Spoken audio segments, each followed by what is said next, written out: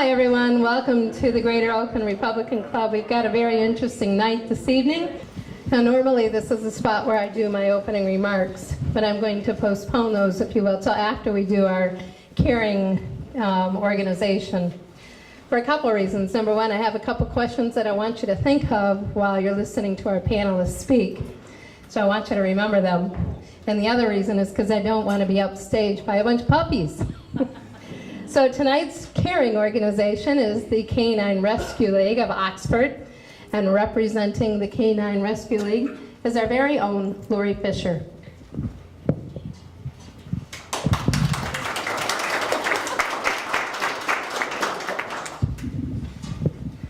A couple months ago, a group of us had gotten together and we're trying to put together our year of caring ideas, and animal advocacy was always something that was high up on my list, so I specifically had asked to include a dog rescue or an animal rescue.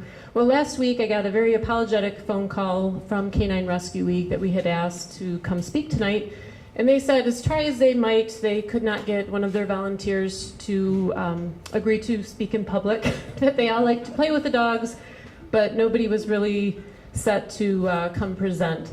So I said, well, thank you very much for your time, and hung up and consulted with Mary Ann, and then called back later and said, you know, I've always wanted to volunteer at a shelter, but I'm one of those dog people that, you know, will feel bad and come home with the dog, and my husband will kick me out. And probably not a good thing. So I said, I would like to be your spokesperson. So they took me up on the offer. So this was not, you know, initially this was not the plan, but I'm now the spokesperson for Canine Rescue League. So Canine Rescue League was founded in 1990. It's a 501c3 nonprofit that's dedicated to saving the lives of companion animals that are on the euthanasia list. We're located in Oxford, just north of town, on the west side of 24 on Meadowmore Road. And approximately 7.6 million companion pets are sent into shelters each year. 1.2 million dogs and 1.4 million cats are euthanized across America each year. Of the dogs that enter shelters, 35% are rehomed or adopted out, and 31% are euthanized. Canine Rescue League rehomes about 700 animals per year. They have a 50-dog capacity and rely almost entirely on volunteers to run the organization. Because so many dogs pulled from the shelters have critical medical needs, 35% of their expenses go to treating the animals. About $200 goes into treating heartworm if they're heartworm positive, $60 to $70 to spay or neuter an animal, and about $18 a month to feed an animal.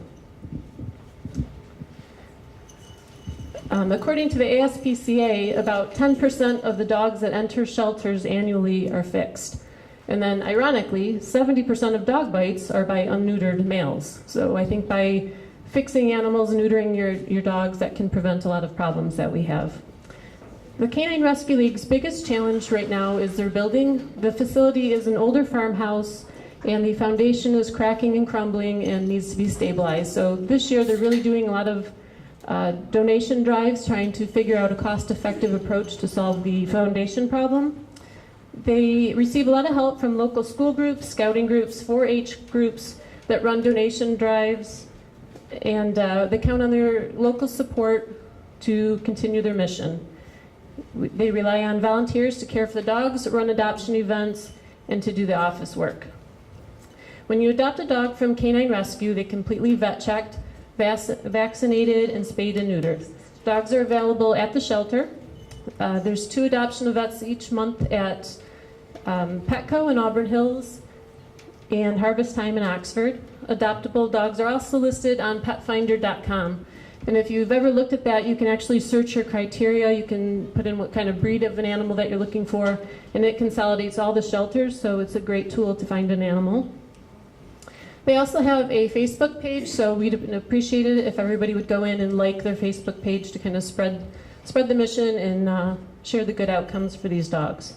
So if you find yourself looking for a dog in the near future, please consider Canine Rescue Group. Thank you. And I'm sorry I did not bring any puppies with me.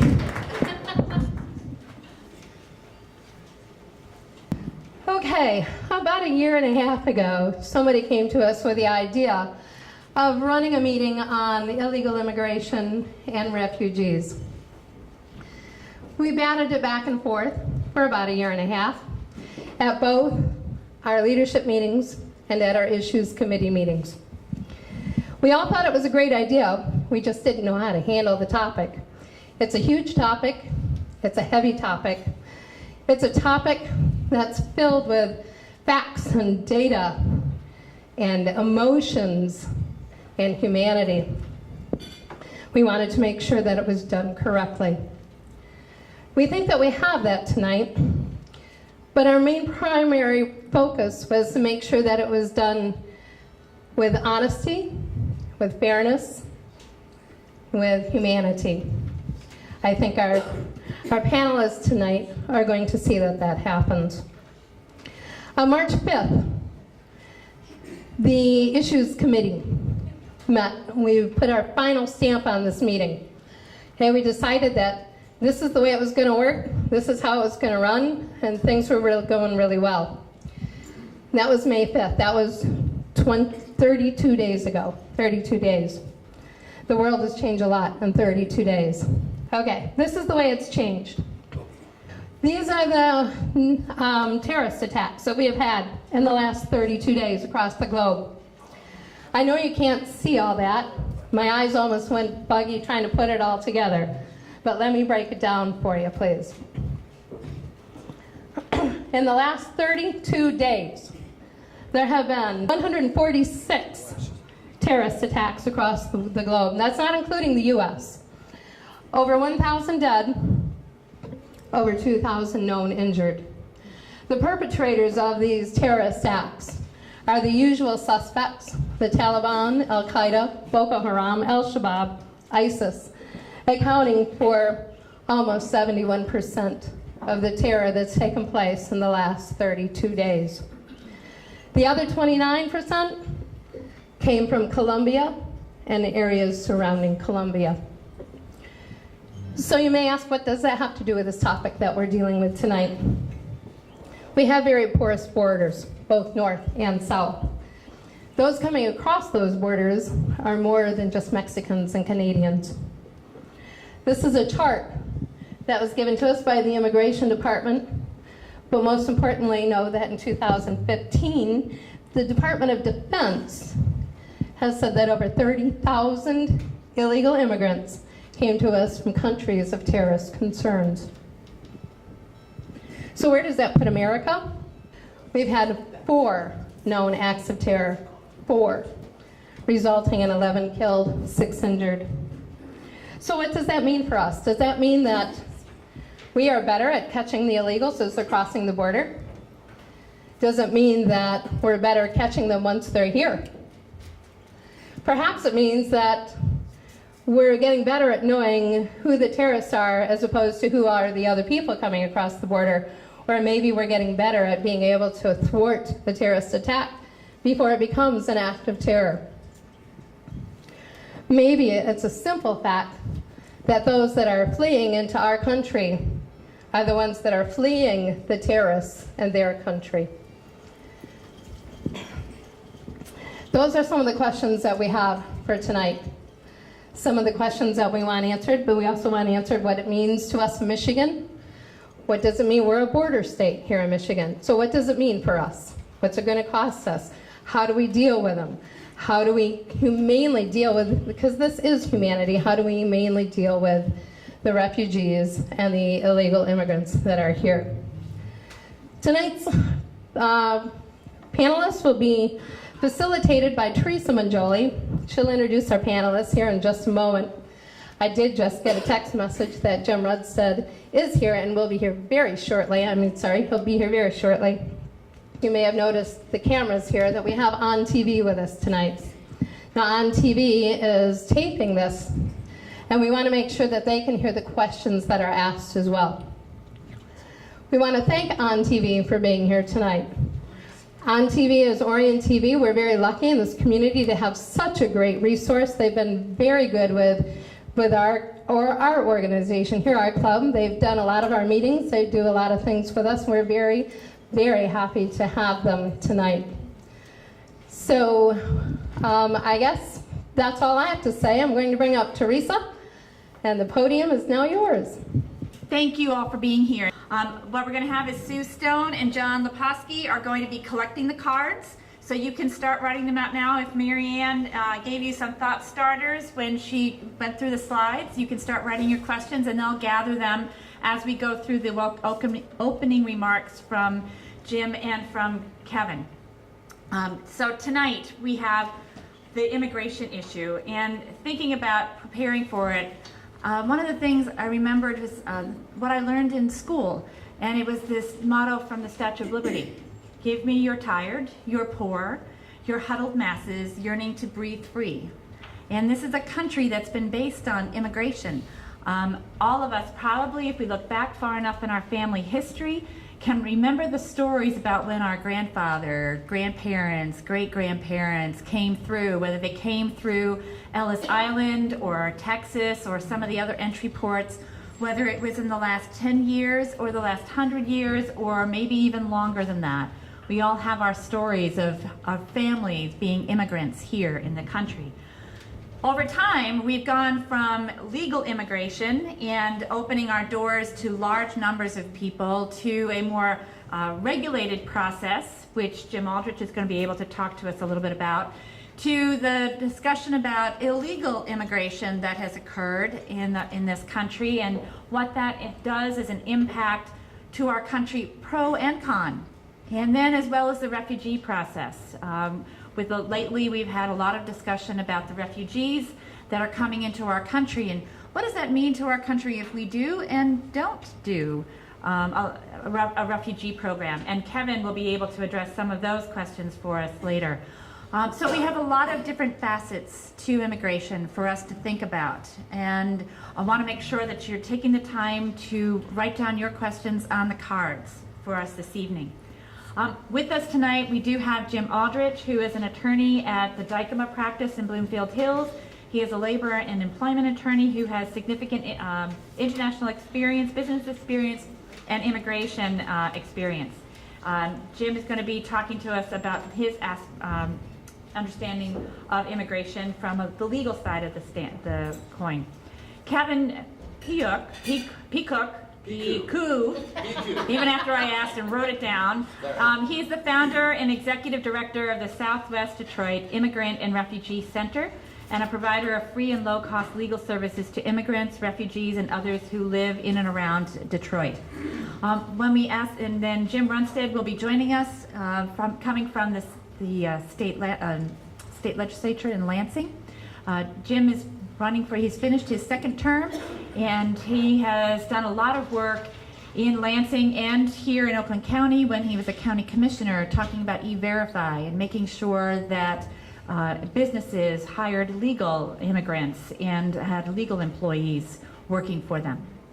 So we'll let Jim talk about his experiences in the business world and the economic impact of our refugee and our immigration population. With that, I'm going to turn it over to Jim Aldrich for some opening remarks. And I'm going to do the microphone so everyone can hear you. Thanks, Teresa, and I'd like to thank the Greater Oakland GOP for having us here tonight. My name is Jim Aldrich. I do mainly, I guess you call it business-based immigration. I help companies bring people in. I make sure they employ them properly. I make sure they document them properly, and things along those lines. I can tell you that since President Trump took office in January, there have been almost no substantive changes to the laws regarding how a person qualifies for a given visa. And Kevin's going to talk more about the change in enforcement priorities and whatnot. But as far as how people come into the U.S. as opposed to how they're treated once they get here, there have been almost no changes. We all know President Trump has tried to instill the travel ban a couple of times. It sounds like it's heading to the Supreme Court. But that's an example of what has changed. But in general, the substantive law has not changed at all. since President Trump took office. So I'll be addressing more of that as we move on. And then Kevin, welcoming remarks. Thank you. Well, are we not going to do the whole presentation, or? No, please. Do you have slides? I do have slides. Okay. then So yes. shall I just power forward? Sure. All right, let me do that. One of the issues when we talk about immigration is, first of all, we're often talking about different groups of people. We tend to talk about this issue with kind of a broad brush. Shall I stand up? Yeah, I think we should. I can do that.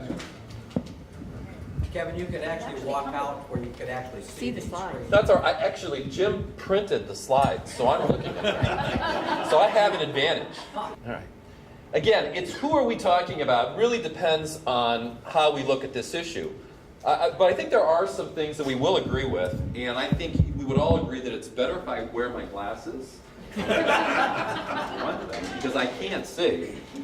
I think we will agree that we are, as we heard in the opening remarks, we are a nation of immigrants. All of us here, unless we're a Native American or descended from someone who came on a slave ship, we all came here from forebears who were looking for a better life. That's what our ancestors were looking for, and that's what the vast majority of people who are seeking to immigrate to the United States today still seek. They want to come here for the promise of a better life. And I think we also agree that we want a country that is safe and free. I don't think any patriotic person believes that we should have truly open borders. I don't know of anyone, personally, who advocates for open borders. I think what we all can agree on is we need a country that has secure borders so that the right people that we want to help build the country are able to come in. I think we can all agree on that. What we might disagree on is different policies and procedures on how we get there. I work with a group called the Southwest Detroit Immigrant and Refugee Center, which is an organization I founded a few years ago. We have volunteer attorneys and others who work with people, mostly immigrants. We have a free legal clinic where we see upwards of 30 people every week, 30 separate cases. These are people who are from underserved communities. They lack access to decent legal representation.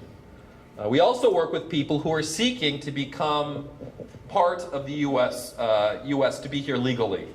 Some of them are asylum seekers. They are seeking political asylum. They come from 9 different countries. We have 24 different people who we're representing who are seeking to get asylum here.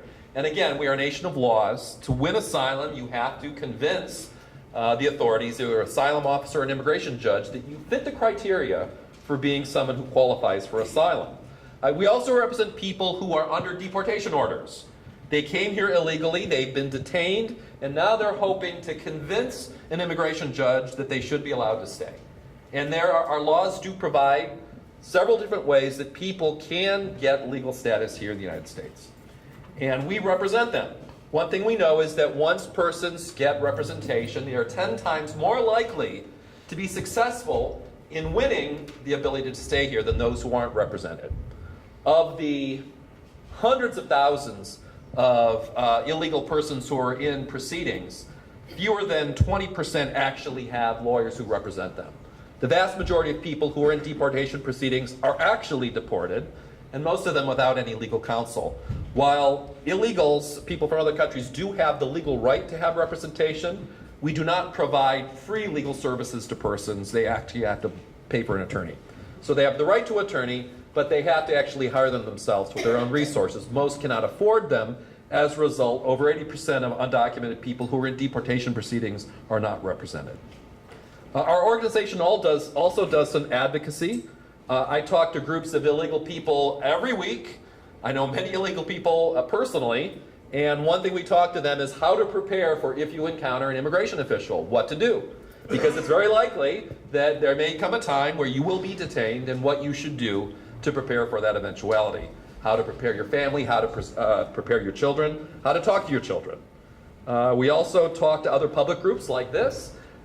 We have different things that we advocate for. Our group advocates for the idea of all residents in Michigan should have the ability to have a driver's license. That may be controversial in this room. I would love to talk to you about that because that's something I think we here in Michigan can actually do.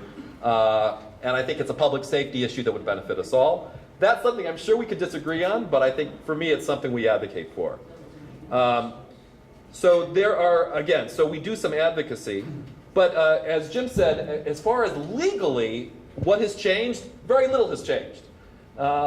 Regardless of where you stand on the issue of immigration, most of us will agree that we are long overdue for comprehensive immigration change. It's time that at the federal level, we need a comprehensive overhaul to the immigration system because it simply does not work. Now, we could probably disagree over why we think it doesn't work, but I think we would all agree it doesn't work. There has been no comprehensive changes, and unfortunately, there doesn't appear to be any kind of a bill on the horizon. And that's very disappointing, because the last time we got some comprehensive immigration reform, that came under 2 Republican administrations. Reagan in the 80s, and of course, Bush #2. Those are the last 2 times we've seen actual comprehensive immigration reform passed by Congress. We are long overdue. So very little has changed legally, but there have been some things that have changed. And let's go to the next slide.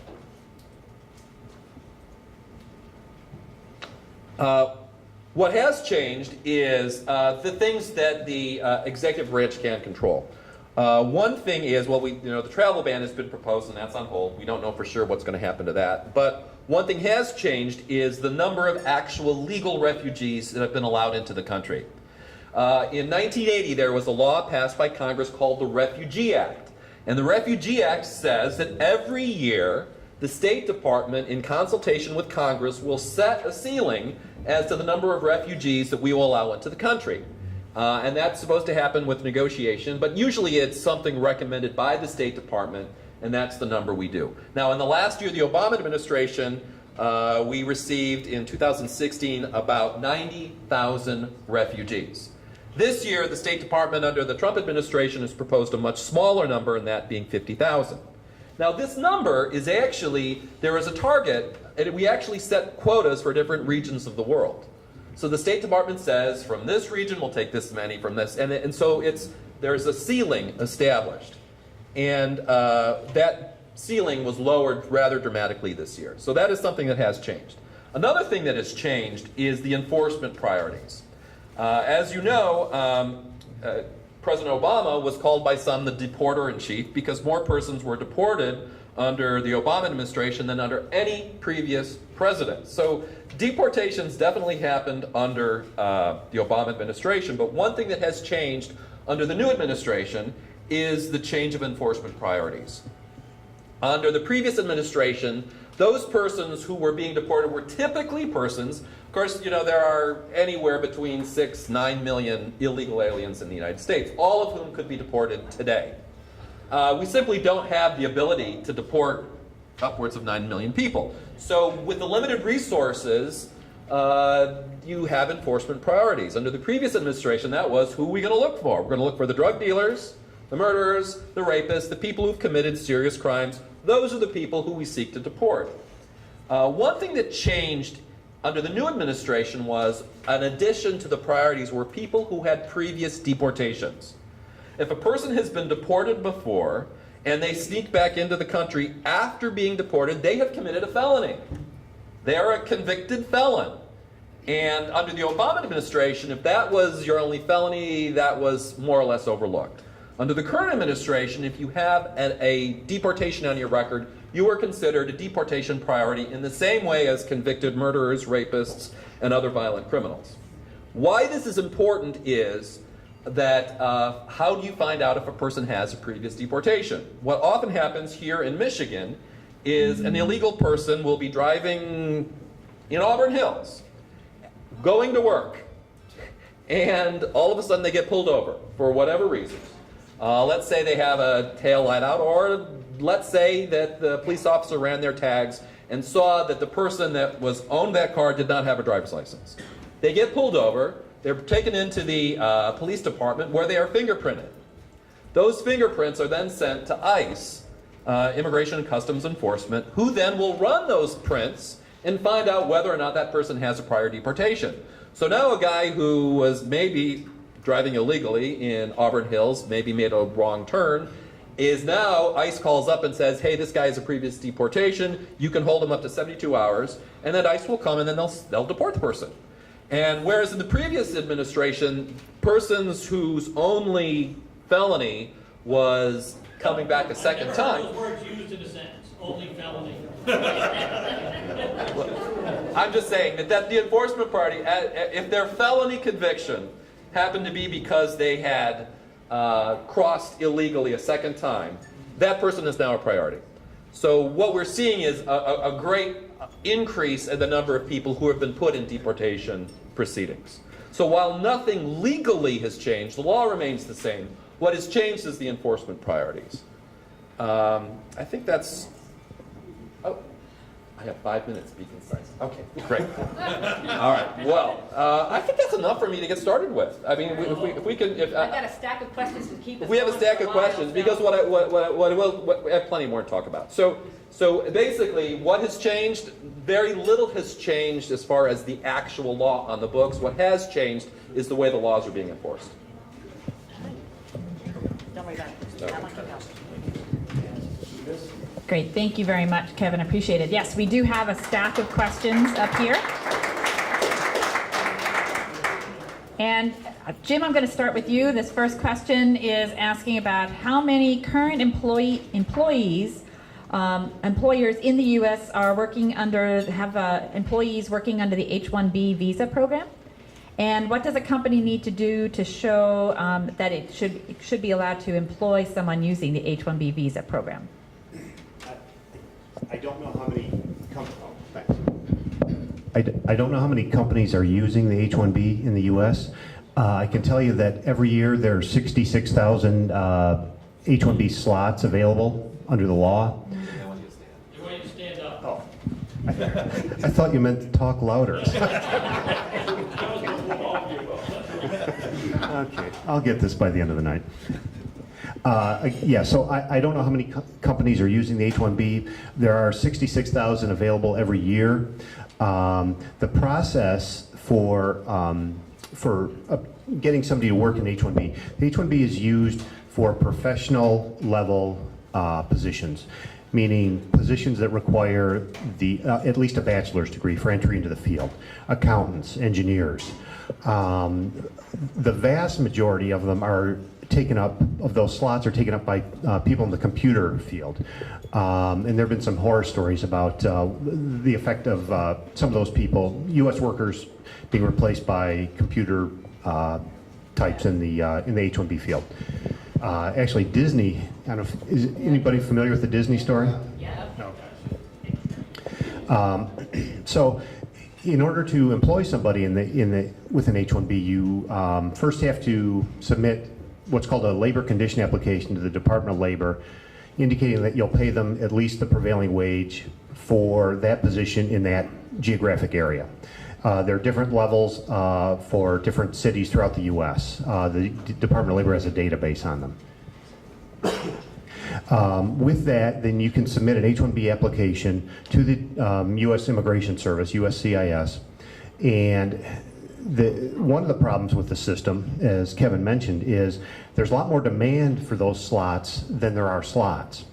Over the past couple of years, there have been about 200,000 applications issued, or applications submitted for those 66,000 slots. So what the Immigration Service does is they hold a lottery, blind lottery, and they just pick them randomly. If your application's picked, it's then processed, and if it's approvable, the Immigration Service will then issue an approval notice for it. It puts the employers who use them in a tough spot, because often you have about a 1 in 3 chance of getting your application selected if you submit it. So a lot of time and money can go to waste for really nothing. There's no labor market test for the H-1B as there are in the green card process. The H-1B, you don't have to show that you have a worker shortage or that you've advertised for the position or anything like that. You do have, there's a box, or there's a question that has to be answered that you have not had any layoffs in that position in the last 6 months. But that's really about the only test under the law for the H-1B at this point. And again, talking about the Disney thing, I think that one of the things that could have been done to maybe prevent that was also a requirement that there won't be any layoffs in this position for the next 6 months or for the duration of this H-1B approval period. That would have probably prevented the U.S. workers from being laid off. All right, so I'm going to ask you a follow-up question on that.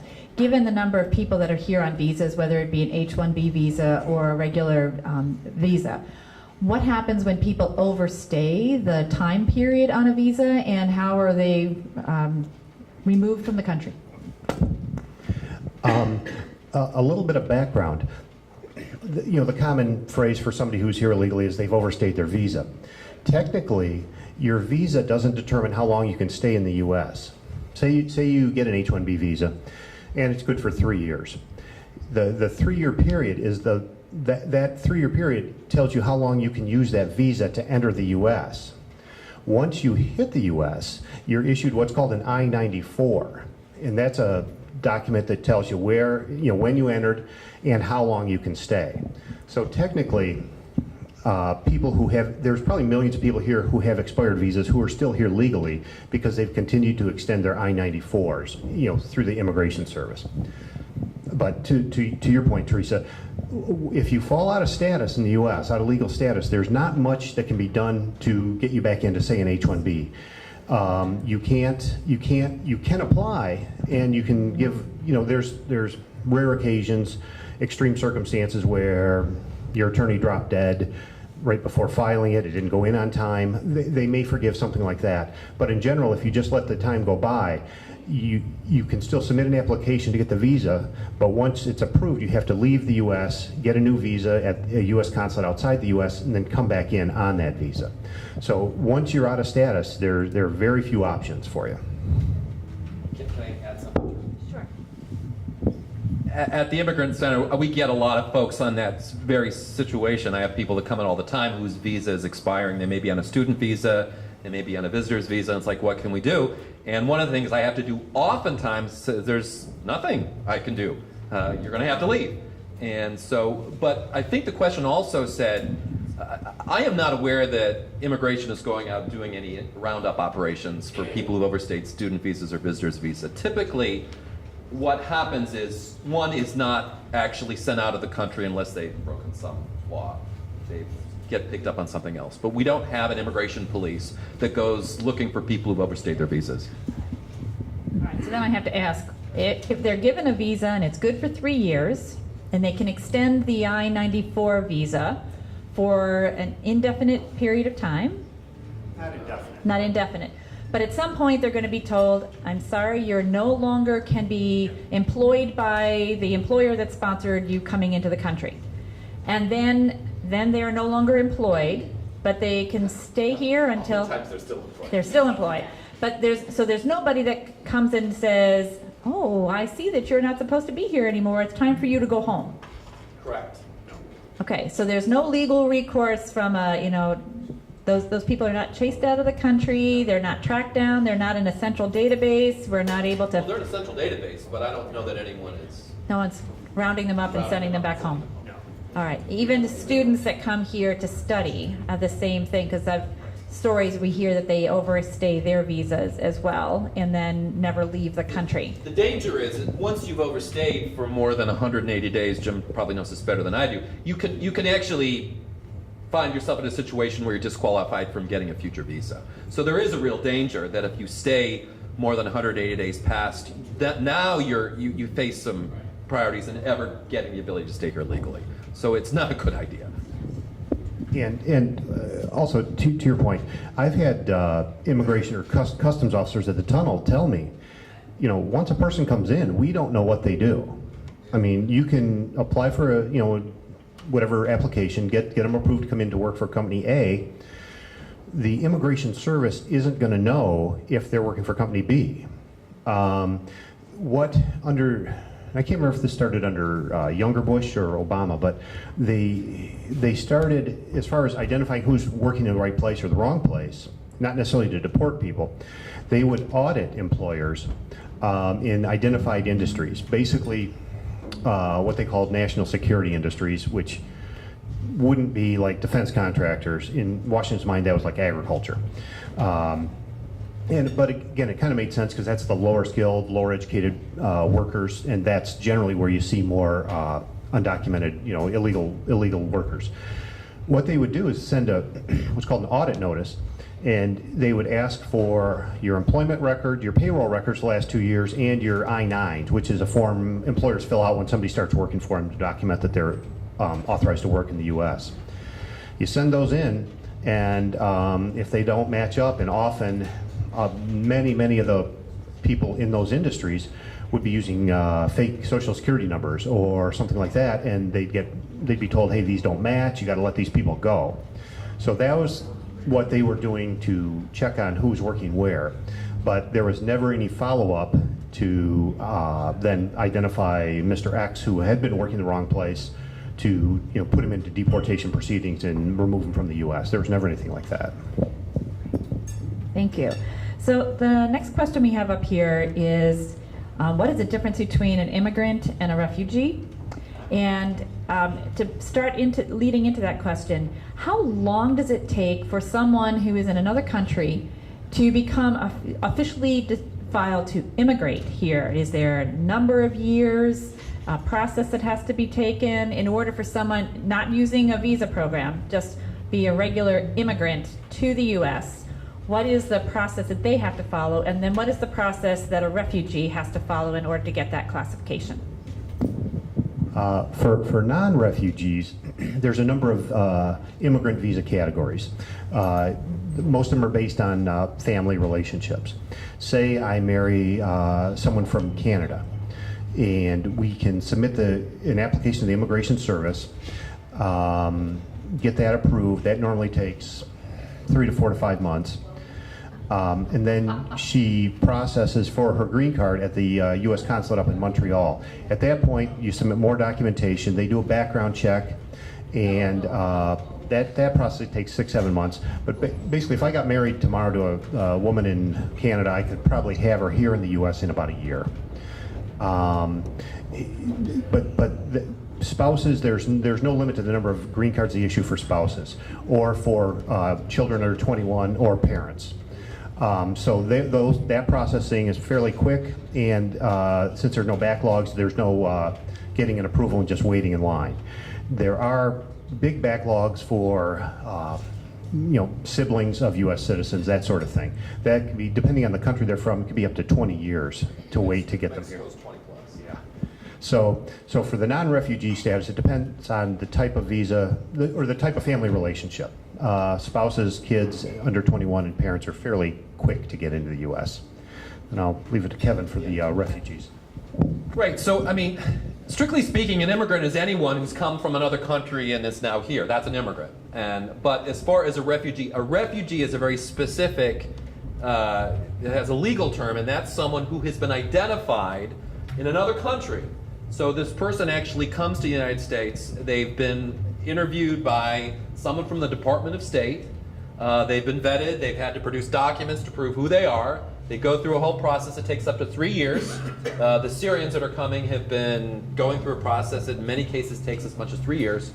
And they are identified overseas, wherever was the camp where they were in or the country where they started from. And so a refugee is someone who outside of the United States was identified as a person who was suffering persecution for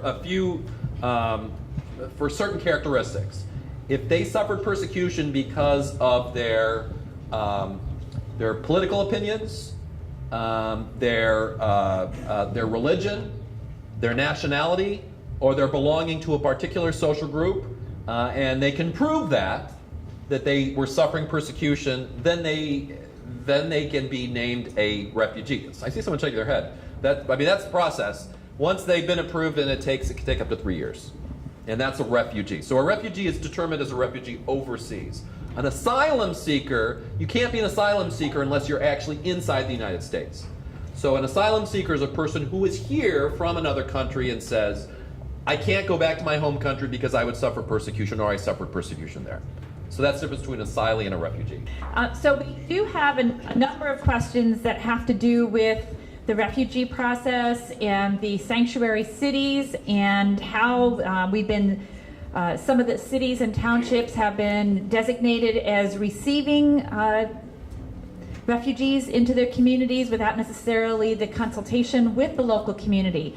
So I just want to understand, how is it that refugees are allowed to come into our communities, not necessarily without our cities knowing about it, and how do we do a better job in screening the refugees? Because a lot of the press recently, though we all know how good that press can be, how good are they at actually screening those thousands of people that we see walking through all over Eastern Europe, coming out of Syria, that want to come to the U.S., and we know there's tens of thousands of people waiting to come here as a Syrian refugee, which leads us to the questions on terrorism, but let's save that one for later. So how do we handle the sanctuary city piece and the How would I? No. How do we? How does your organization help with that? And what do we know about the laws relative to how refugees are placed in the different communities? So, Kevin, Sure. Okay, sanctuary city. First of all, again, there's not a very clear definition of what is a sanctuary city, and again, people talk about it will mean different things. If, for example, and I don't know any city that would actually do this, though I might be wrong. The city of Detroit, for example, is considered a refugee-friendly city. However, if there was a person within the city of Detroit, and I work very closely with officials of the city of Detroit, if there was someone who ICE wanted to deport and agents came to pick the person up from their house, the Detroit police are not going to form a cordon around this person and deny immigration officials from deporting a person. That absolutely would not happen.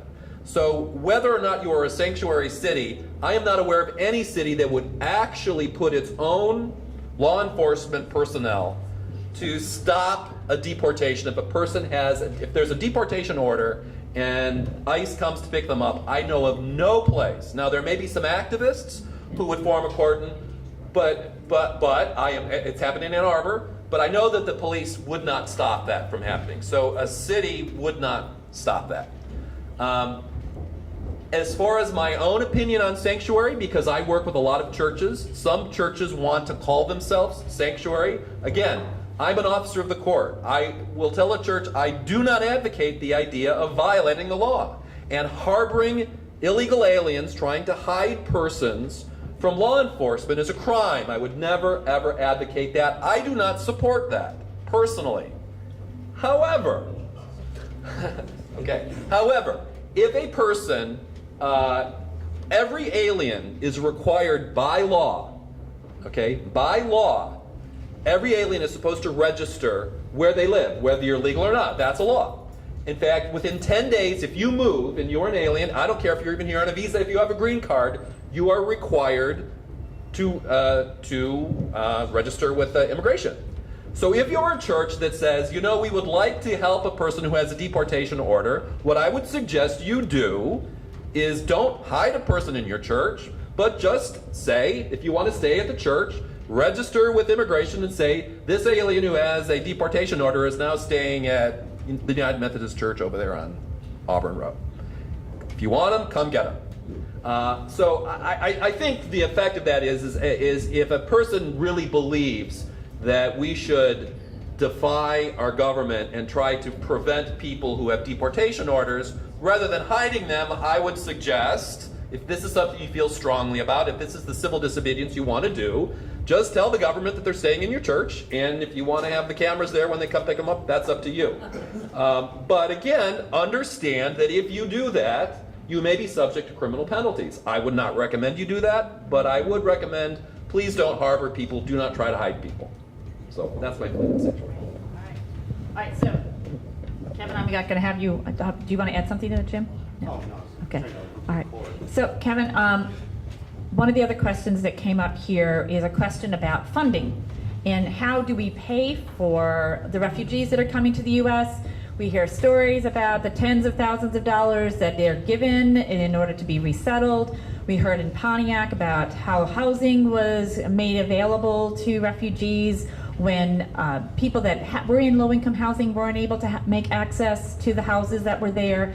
So it looks like that the refugee population is getting priority over some of our natural-born citizens as far as housing and other benefits or rights.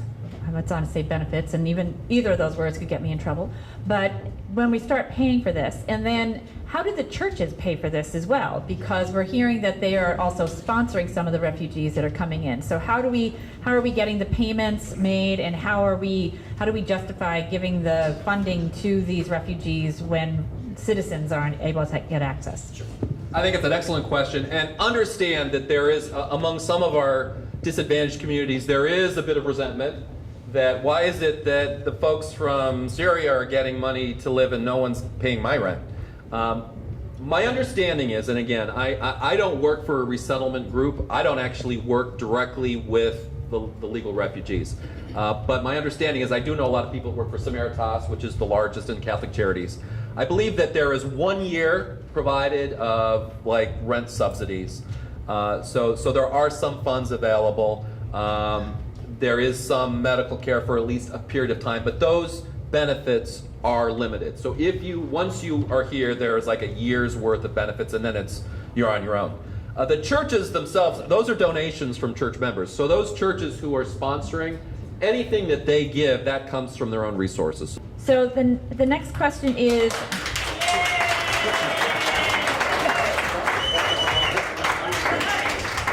I think this is a refugee from Lansing that's just joined us up here.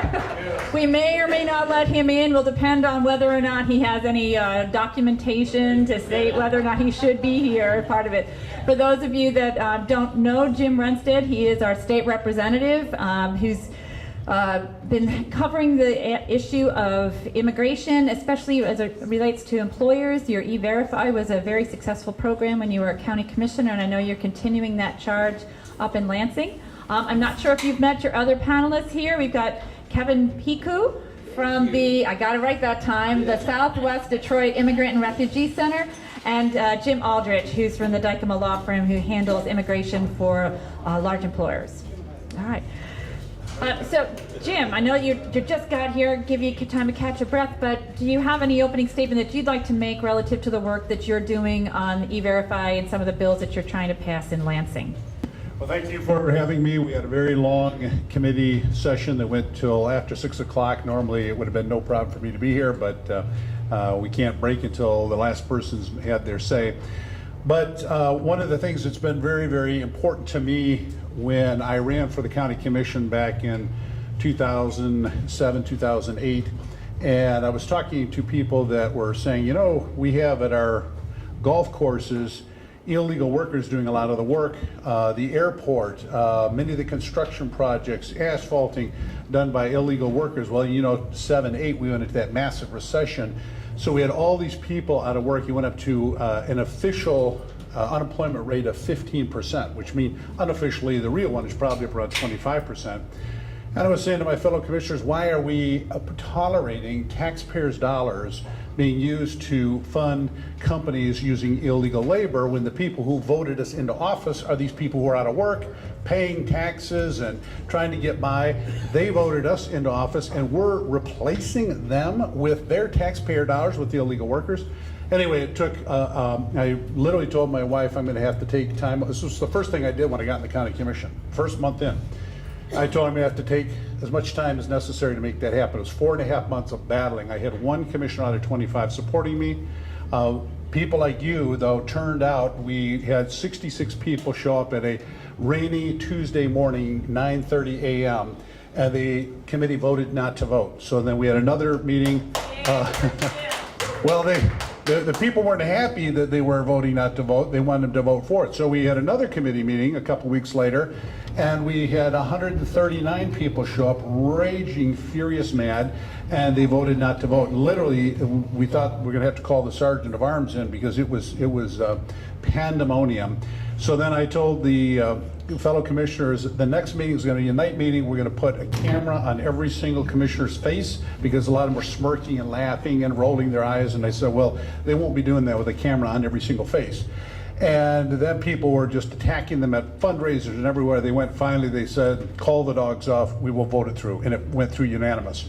That was in 2009. And Since then, we've had thousands of jobs, road commission jobs, all kinds of jobs. All of those vendors that did the airport and the golf course, boom, in one fell swoop, they're all gone. All American citizens in those jobs, paying tax dollars, circulating that money here.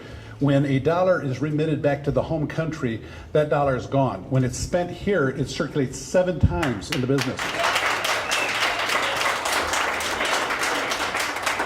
Thank you. So I went to Lansing, and Dave Agem, I had a bill to do the same kind of thing in Lansing, and it was a complete and utter fiasco. I came out, and there was these flyers that I was the hate-filled monger, racist monger, because of E-Verify. But I mean, it was just despicable stuff they were spreading around Lansing. So then I put in a bill this term to try to get it done. I went to committee. I think there was, out of a very large committee, I think I hit one person maybe that was going to vote for it.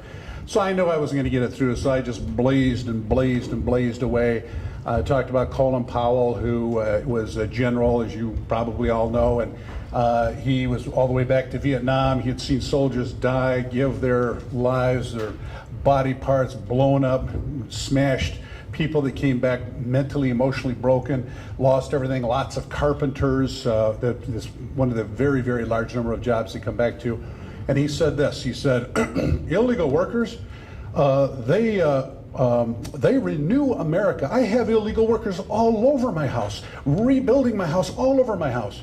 So here's a guy, one of the establishment elite people who do not care about an American citizen who is fighting for this country, comes by, and Colin Powell says, no, get out. I want the cheapest labor. A multi-millionaire wants the cheapest possible labor that he can get. And that is what you find with the elites. They want, who's going to do our domestics? You know, we'll have to deplete the trust fund much faster if we have to hire American citizens. We ought to hire the cheapest. This is the attitude so many of them have. So if we're going to make a difference in Lansing to get this done, it is going to be people like you that are going to have to get activated, like in Oakland County.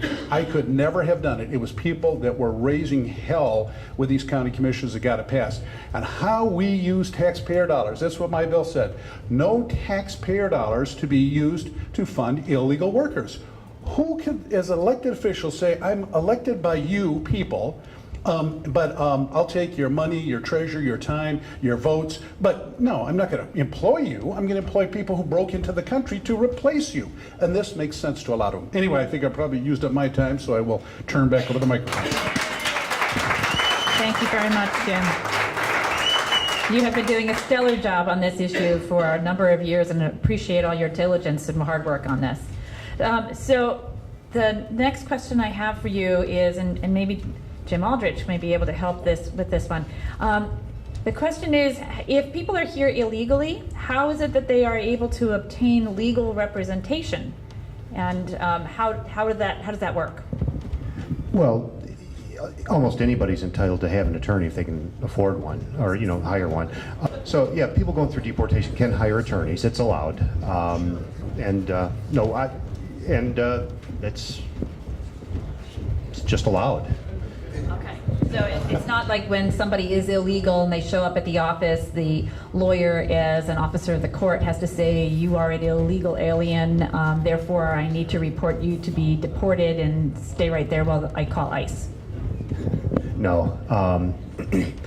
First of all, the person probably knows they're illegal when they get there, so they don't have to be told. But no, very, very few people are going to call up, ICE and say, come get this person. And frankly, ICE probably wouldn't even come get the person. All right, thank you.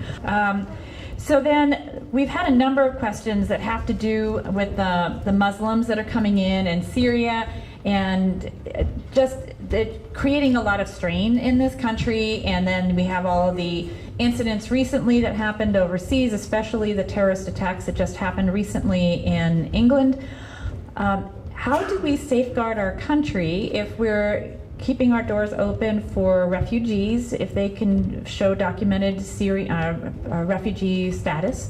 How do we make sure that they're being screened and that things are being done effectively so that we're protected and we don't have to worry about letting someone who shouldn't be in our country or has been radicalized overseas and is now being let in legally through a refugee program. So Kevin, I'll let you address that one. I know, look at you. Again, I don't work for an agency that actually resettles refugees, but I do know many resettled refugees, and I do work in partnership with other organizations. I am not aware, again, I mean, there have been terrorist acts and criminal acts performed by people of all nationalities, of all faiths. I believe that the vetting process for Syrians who have been coming to the United States has been effective. To my knowledge, there has not been any act of terrorism done in this country by a resettled Syrian refugee. I am not aware of any. So I'm not aware of any. So I do know that the process is lengthy. The vetting process goes through intensive screening, and I believe that the Syrians who have been resettled have been fully vetted, and I do feel safe with them here. Thank you. So, Jim Runstad, I wanted to ask you, because of all the work that you've done, what can you tell us about the economic impact? Because you talked about numbers and the number of illegal aliens that were working. Do you have numbers as far as what the economic impact is to our tax base and to the actual economy here in Michigan relative to having illegal aliens working in jobs that others could have legally? Yes, there was, it's escaping me, the Pew Hispanic Trust, I think is the organization. I'm pretty sure that was it, that did a study, not including depressed wages, which is huge. Liberals will tell you that, and many Republicans, that the law of supply and demand is actually a law, and it applies in everything except labor and supply as it pertains to illegal workers. There it's been revoked. There is no law of supply and demand as it pertains to illegal workers competing with Americans. And every other place it applies. Now, it's so ridiculous. It is a law that the more workers you have into a job, for the same number of jobs, you're going to depress the wages. That is exactly how it works. So not counting the depressed wages, which is enormous across the country, they estimated it was just under $1 billion of the total cost. People who are scamming on the system, getting on social benefits, the cost of educating kids, criminality, the cost of crime, the cost of medical care is estimated just under $1 billion. So that is what we pay. And again, what they collect in terms of taxes, I've talked to a lot of different contractors that say what we will do is we'll have a group of illegals. One of them speaks pretty good English. We have them open up a bank account in the name of whatever company they do business as. We write the check to that company. So we are a contractor. We're writing to a subcontractor. We're just doing our business. Well, of course, the subcontractor cashes the check, gives it to all the illegal workers, cash, and off they go. There's no taxes paid. There's no Social Security paid. There's nothing paid. But when they get injured, to the emergency room, and we all pay. If they have children, they go to the schools, and we all pay. If they commit crimes, we all pay. So there's not much in the terms of taxes, but there's a huge social cost to this. And again, the guy that's making the money, he doesn't care. He doesn't care that it's a social cost. It's called communizing the cost and privatizing the profit. He gets the profit, you get the cost. So it doesn't help any of you, despite what you will hear these establishment elites that want to have cheap labor. It doesn't help you at all. And I don't know if that was my question. Great, thank you very much. Jim Runstad? Yeah. Just to follow up what Jim was saying, I think it started under Bush, younger Bush, the Justice Department started prosecuting people criminally, some company owners and managers who knowingly employed illegal aliens. And actually they started using the RICO laws and the forfeiture laws to really hit them. So they were facing administrative fines and for either not filling out their I-9s properly or knowingly employing illegal aliens. But then they faced criminal actions for, because that's usually harboring is the charge, where you can, I think it's 5 years and up to $250,000. But also the forfeiture really hit them. Some of them. I think there's a pallet company in New York called IFCO, I think. They forfeited $20 million for when they got caught. But this was just egregious. They'd been caught before. They still did it. And what finally tipped, I think it was ICE. What finally tipped ICE off was their workers would walk out and rip up their W-2s in front of people. And so somebody finally called, basically, as they say in the TV shows, they dropped a dime on them, and they got caught. So I don't know that that's happening so much anymore, but I think that did start under Bush, and there were some fairly significant penalties for some of these companies, but clearly not all of them fall under that category. Again, you may be surprised, but I support everything you stand for, Jim, in regards to illegal workers should not be allowed to work on public contracts. And anything we can do to break up criminal activities like what you're talking about, I completely support. I need you to call some legislators. I'd be happy to. One thing you also, but again, it's very easy to paint in a broad brush. Many undocumented people, illegal people, do work, and they do file taxes. And since they don't have a Social Security number, they have what's called an ITN number. The IRS does allow persons to file taxes and pay taxes. Hundreds of thousands of illegal people pay taxes. Billions of dollars are received every year by the federal government, paid for by illegal aliens who are ineligible for any kind of benefit. They cannot collect Social Security, they cannot collect any kind of public benefits, but yet they do pay taxes. I urge every person that comes to the clinic, especially if they're looking to make a case to try to become a documented citizen, to always pay their taxes. Everyone I know advocates that even if you're undocumented, if you are working in the United States, it is our law that you pay taxes, and you should file your income taxes with an ITN number, and hundreds of thousands of illegals do that.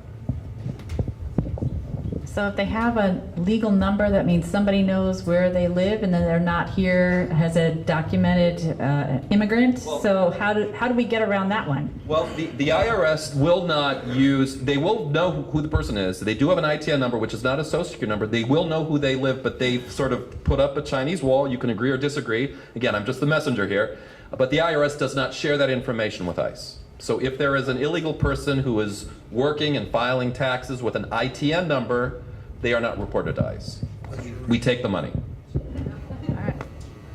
So recently we've heard a lot of stories about President Trump's travel ban and the fact that he's now gone around and he's shopping around to different courts and now going to the Supreme Court on this travel ban.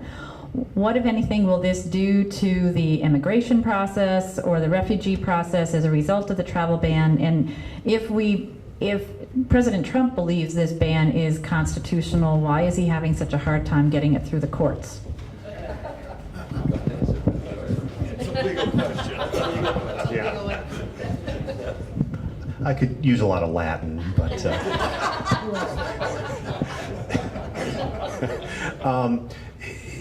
the travel ban, there was one in January, then it was kind of reissued in March. Directed at 6 countries, Middle Eastern countries, and the purpose was, basically, when a person goes to the U.S. consulate in whatever country to apply for a visa, that host country normally cooperates with the U.S. consulate in doing the background check. They trade information, the police services, that sort of thing. The reason for these 6 countries was we were getting not good information out of them. I mean, Syria is so screwed up, you probably, even if they wanted to give good information, they probably couldn't. Iran's never going to give us anything good. So the point of the ban was, okay, halt the visa issuances from those 6 countries for 90 days so we can get a better screening process in place.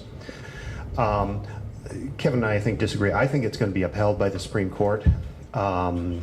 But my question is, I don't know that anybody can answer it, is, in January, then again in March, they asked for a 90-day freeze. Well, they've had more than 90 days. I would have hoped they would have had a new process in place regardless of how the case turns out. But, we'll see. But again, So for the vast majority of the world, it won't affect visa processing in given consulates in anything but those 6 countries. If it is upheld by the Supreme Court, it'll delay processing for about 90 days in U.S. consulates in those countries. Thank you very much, Jim. All right, Kevin, there's a series of questions here for you that have to do, series. I've got a whole book here, I think. No, they wouldn't. Actually, it's more trying to understand the process for your organization. You've mentioned that you don't work directly with any refugees or refugee organizations.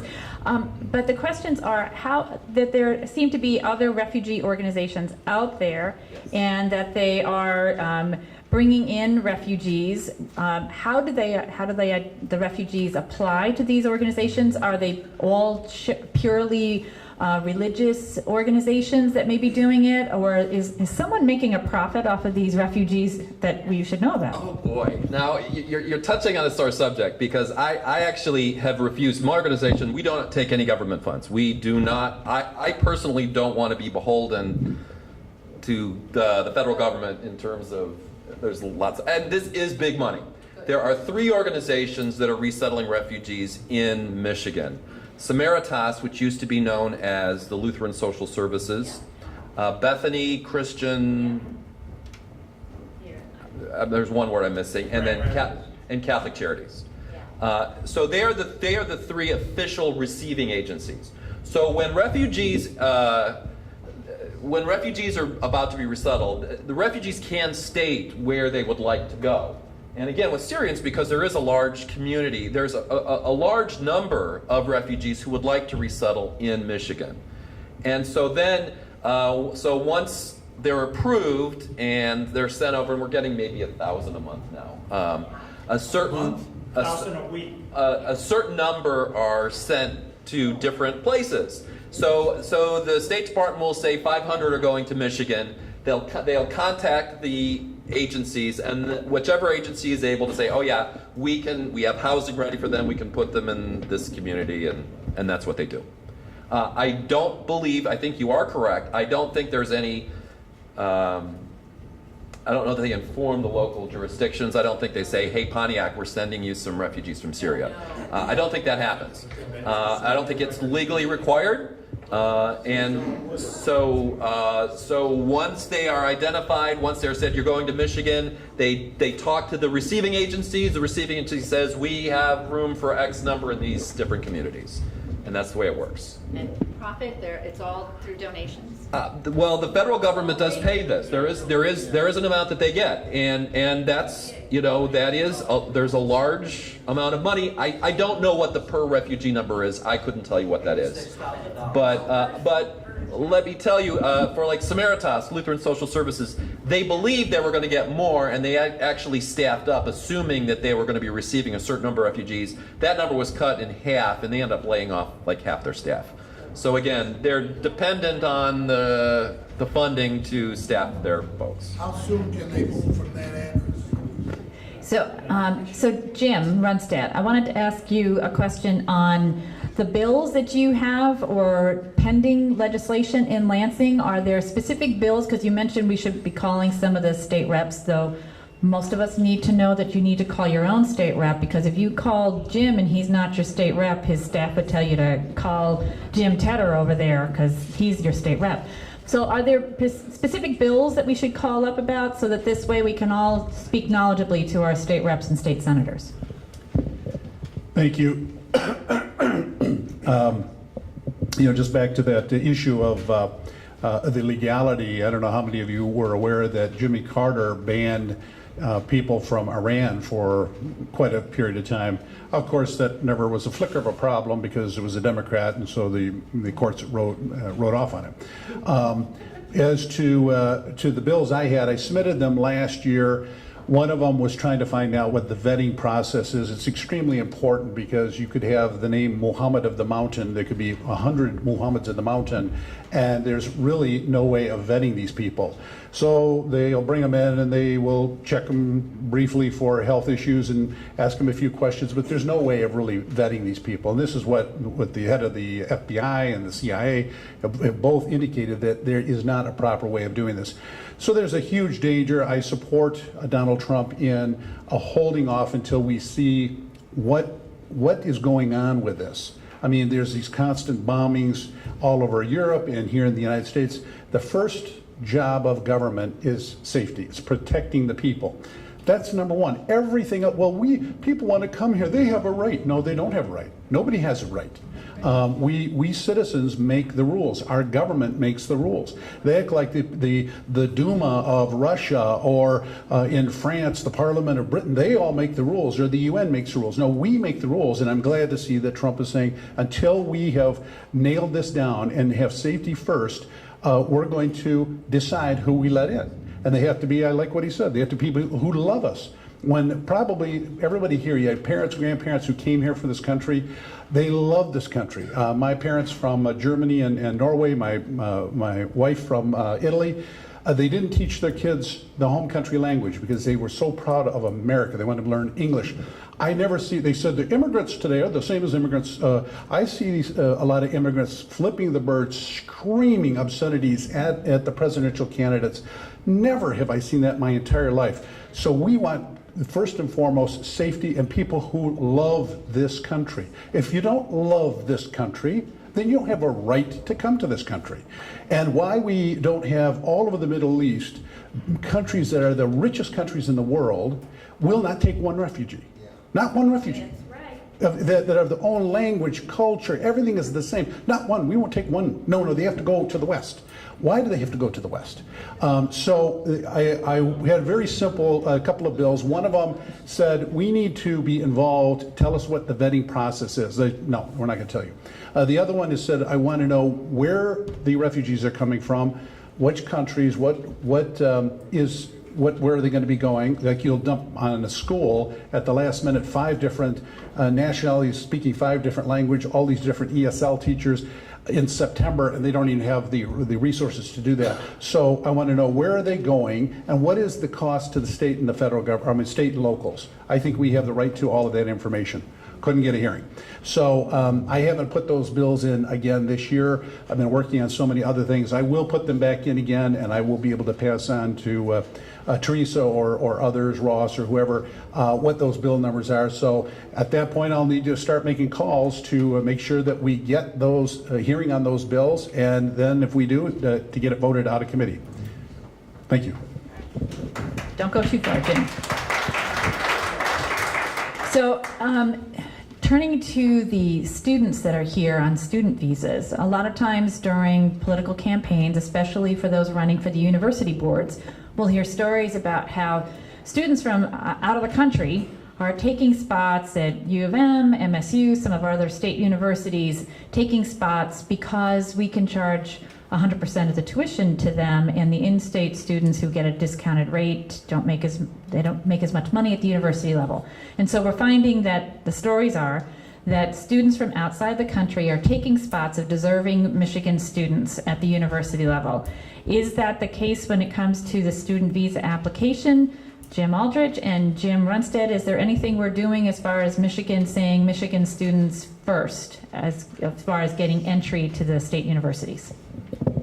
As far as just getting the student visa, first a kid has to be admitted to the school. The school issues them the paperwork that they use then to go apply at the U.S. consulate for the visa. So that's the process. As far as the admissions, that's more of a political issue. Mr. Runstead?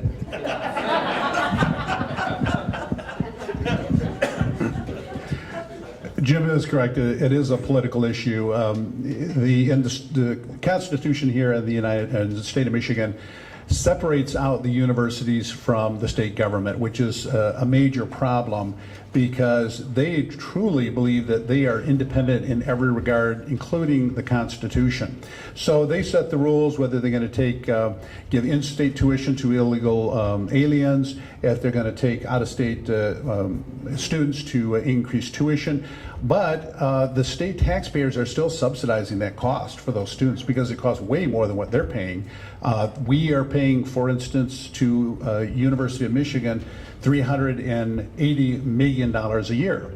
And I don't know if you saw recently the debate society at U of M, a nonpartisan debate society, was going to have a debate. They have all these different debates, but they had one, is Black Lives Matter organization helping or hurting race relations? That was the question. So they're going to have a debate. And they had about 400 to 500 students charge in, burst in, filled every square inch. You can see all this on video. Filled every square inch, chanting and screaming vile obscenities. I was looking at the video and thought nobody would dare say a word in that environment. And they didn't, because you knew you put one word wrong and that group would jump on you physically and beat you to within an inch of your life. If you had seen the rage, the hostility, they said, you have no right to have this debate. You have no right to discuss anything pertaining to me. You don't have a right. And by the way, the security for U of M standing around, the administrators all standing around. Nobody said anything. Nobody did anything because they were in agreement. Yeah, you don't have the right to speak at a public university that constitutionally, both state and federal, you have the right to speak. They don't view it that way. So I have a resolution which will be heard in Joe Graves' committee, and it will strip them of the ability, constitutionally, it'll be a constitutional amendment, strip them of the ability to violate free speech of anyone on the university setting. And again, that's one, we'll be holding hearings on that, bringing all these universities. So far, all the worst offenders have not even said they'll show up. I sent letters to all 15 as the chair of judiciary, asking them to explain their free speech policies, and the worst offenders never even responded. So we will need pressure put on them, and again, we'll be reaching out to you to help get that done. Thank you. Thank you, Jim. So, Jim Aldrich, when it comes to the folks that come here on visas, do we have any indication how many of them actually stay and apply for citizenship and actually become U.S. citizens? And then any of the panelists, do we have any idea about how well our immigrants, refugees are assimilating into the U.S.? I'm sure the Immigration Service has those numbers on who goes from whatever type of visa on to green card and then citizenship. I don't have them. I can certainly dig them up and provide them to you, but I just don't know off the top of my head. I do know that a lot of people want to become green card holders. Fewer want to become citizens for one reason or another. Sometimes their home country doesn't allow dual citizenship. They have family ties back home, so they don't want to give that up. But to answer your question, I don't know the numbers, but most people do want to at least get the green card, be able to stay here permanently. Kevin, Jim, comments on assimilation into our country? Well, in many ways, assimilation is happening today like it's always happened. When people come from other countries, speaking other languages, typically it's the younger generation. Oftentimes, where I work, you'll have 8-year-old children translating for their adult parents because the kids speak English and the parents don't. So again, as the kids go to school, they become more enculturated, and there's, like we've seen in the past, usually it's the second generation. The first generation has a harder time learning the language.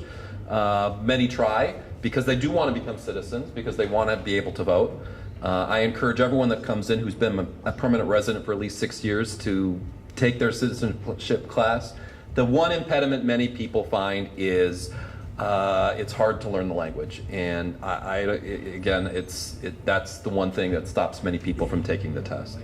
And but the kids are all learning English and are as American as your kids. So I will say we've gotten a lot of questions, and in the interest of time, we were going to wrap this up for this evening.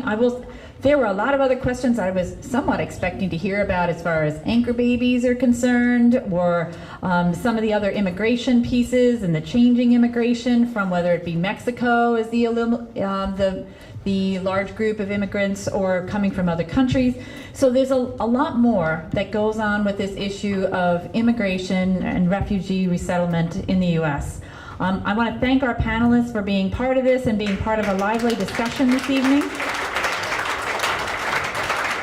I'm sure for those of you that may still have questions out there in the audience, we can hopefully persuade them to stay around for a little bit longer so that you can ask those questions in a polite and professional manner to these individuals, because they are volunteers with us this evening and we're grateful for their help in better understanding this issue. As Mary Ann mentioned, the Issues Committee has been trying to grapple with this topic for probably over a year to try and figure out the best way to be able to share information with all of you on this very sensitive topic. So I want to thank you again for your questions. I want to thank our panelists again, and I'm going to turn the microphone back over to Mary Ann Henry. So, Mary Ann. Thank you. Jim Aldrich, I just have one comment, and I can't help but not bite my tongue. My daughter married a Canadian.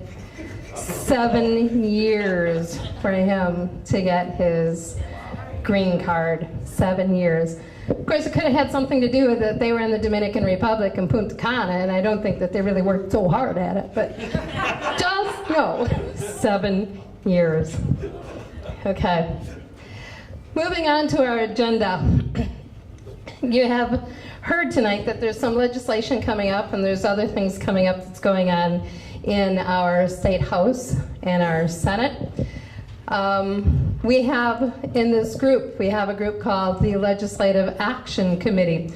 It's a group of 5 or 6 people that get a weekly agenda from our state rep, John Riley, who lets us know what legislation is coming up, what it is we need to be looking at, and where our interests should be lying. And one of the nights that he came and talked to us about this, he also mentioned there's a website where each one and every one of you could get the same information that we're getting. So John Riley's here tonight, and he's going to tell us all about this website and how to keep yourself updated and knowledgeable about what's going on in our House. Thank you, John. Okay, thanks, Mary Ann. I went to a meeting a little while ago at a subdivision annual meeting, and there were 50 people there. So some of people obviously were Democrats, Republicans, some vote, some don't vote. And I asked if I could see a show of hands of the people who are familiar with the financial liability the state has for retirement funds for teachers. And one person put his hand up. And that just showed me that many people do not know what's going on at the state level. And so the position that we're in, many of us are delegates, many of us are just really tuned in. We're some of the best folks to get the information out there. And one of the things that we can do is, for resources, go to a Mackinac Center for 2 reasons. First off, Mackinac Center does a great job of talking about the actual bills that are coming up and telling where they are in the process. And if there's there's a couple of places where you can go. One of them is called Michigan Votes, and so on the table there you have a sheet that says Michigan Votes. And basically, all you have to do is go to MackinacCenter.org. You get the headlines, and it'll say Michigan Votes, or one of the topics. You click on that, and it'll say subscribe. And when you subscribe on that, you will get updates every time that the House or the Senate comes out with proposes a bill. Like at the end of the session, there'll be the new bills that have been entered into that are going to go to committees, and you'll be able to see every bill that's been entered and what committee. Well, I don't know if it says what committee, but it'll say what the bill is, and that's the first key of what bills are coming. So, like if Jim puts one of these bills in he's talking about, and it's entered, you'll see that there, and you'll know it's going to be coming, but you don't know exactly when. So, but it'll clue you in. It's like, wow, what is this bill here? We ought to investigate that. So that's one of the things that it'll do. Secondly, after we vote in a session, it gives you an update of how your legislator voted, and this is great because you can see how your legislator voted, how everybody else voted, and what's nice about it is that actually on the back side of this, it tells you, it gives you like an overview of what the bill is about. So you don't have to read the whole bill. It kind of gives you an overview of what that bill is. Like this one here, I just picked up 4302, which is enhanced penalties for assaulting court employees. So this was on last week's. And if you look in that little box there, you'll see that there's it says official text and analysis. And if you click on that, it goes to the House website, and you can actually see the actual bill if you want to, or you can see an analysis of that bill. And so that's very helpful to get some more detailed information about that bill. Because we have to be educators of the people around us, especially as precinct delegates. And we got serious problems here. Most people don't know what's going on as far as state politics go. And this is where we can have the most influence, just like Jim was talking about. We have to start calling our legislators. We have to start showing up. We can make a real difference here. Yet most people tend to focus on the national politics because that's where everybody's focusing the attention. So that's the one side, is the Michigan vote. So I would encourage everybody to go to this website, just hit subscribe, you enter your email address, and they will send you updates about 3 times a week. The other is CapCon, and CapCon is the area in Mackinac Center that gives you stories about bills or different topics. So they've had probably, I would guess, 30 to 40 stories on this financial liability that the state has. They probably more than that. Some of some of these bills that we're talking about, like that Jim has, they probably had a story on some of those and some of the issues with immigrants. So they are just a great resource. Now, they're not perfect. There are going to be some things where you may disagree with them, but they're a great resource, and it at least gives you an opportunity to see the details of what that bill is. And so I would encourage you to 2 things. Sign up for Michigan Votes and sign up for CapCon. CapCon will give you a monthly or a weekly update on all the bills that are coming out, and then the Michigan Votes will give you, I think, 3 times a week. So I just wanted to bring everybody's attention to that. So if we're going to be informed, we want to know what's going on, this is a great resource to know about. Thanks, John.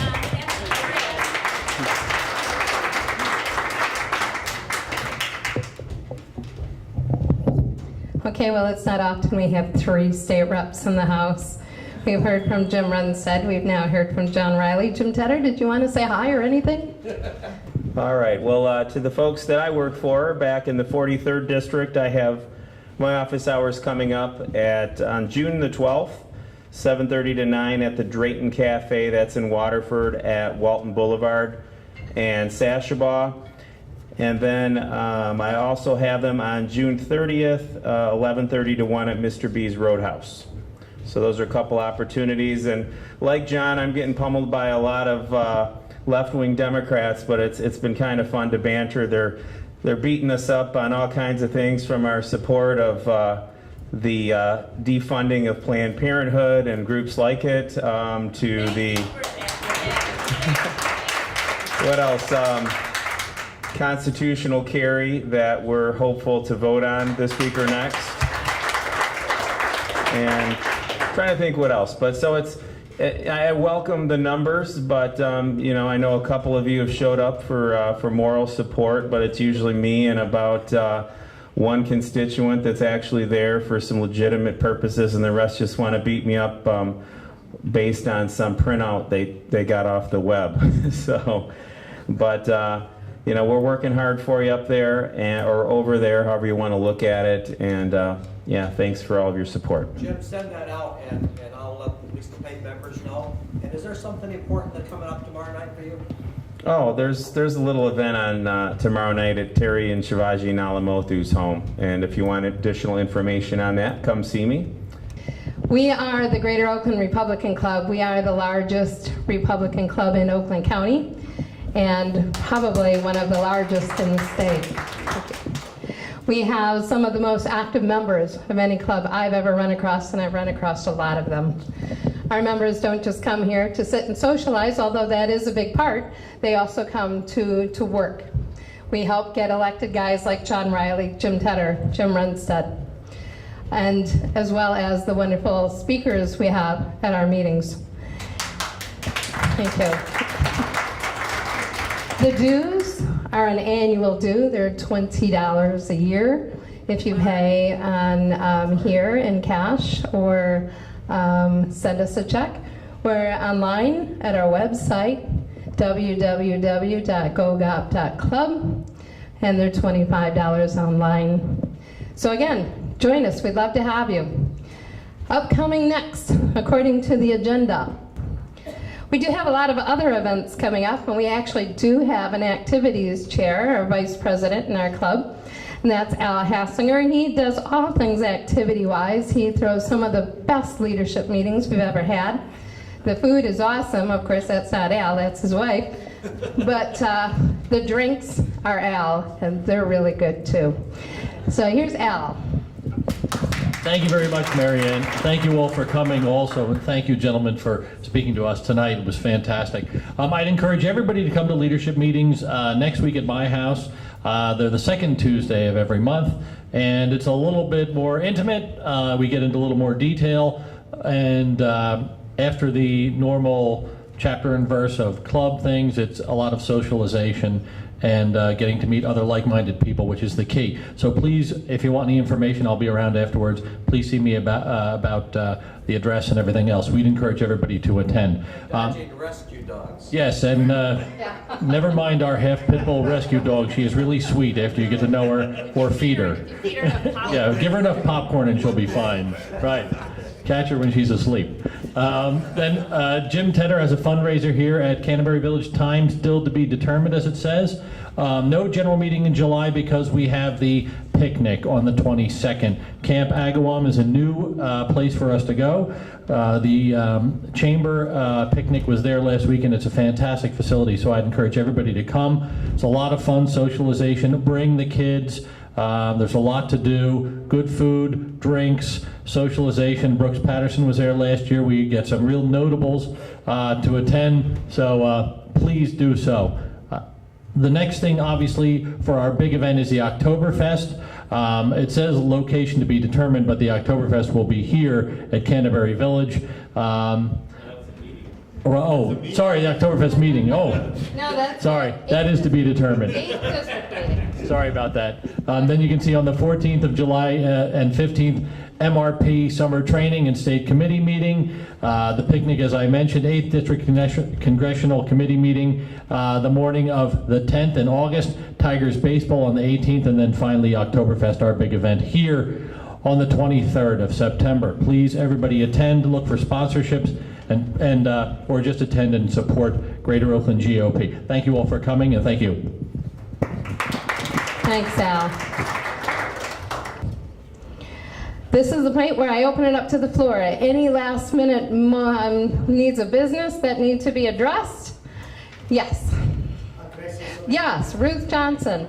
From what we did forget to mention is Ruth Johnson is also the chair of the Lincoln Dinner this year.